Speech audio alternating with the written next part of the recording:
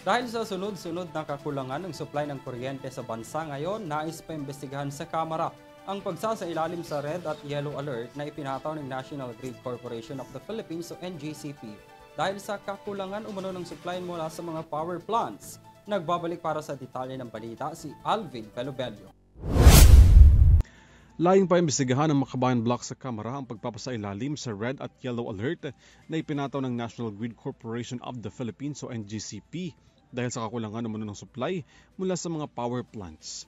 Inihain ng miyembro ng minorya sa Kamara ang House Resolution No. 1690 para paimbestigahan ang nasa likod ng Red at Yellow Alert sa buong bansa na nagresulta ng malawakang brownouts.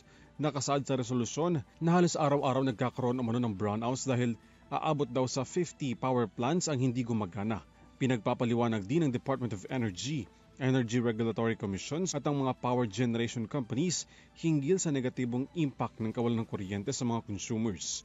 Dapat din daw panagutin ang mga generation companies sa naidudulot nilang energy crisis sa bansa. Layon din ng resolusyon na ito ang agarang pagpapatupad ng mga hakbang upang gawing prioridad na protektahan ng mga consumers at maiwasan ang pananamantala sa kita sa kabila ng kakulangan sa supply ng kuryente.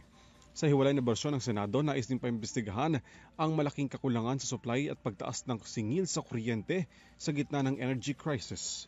Para sa EuroTV News, Alvin Pelobelio, sumasaludo sa bawat Pilipino.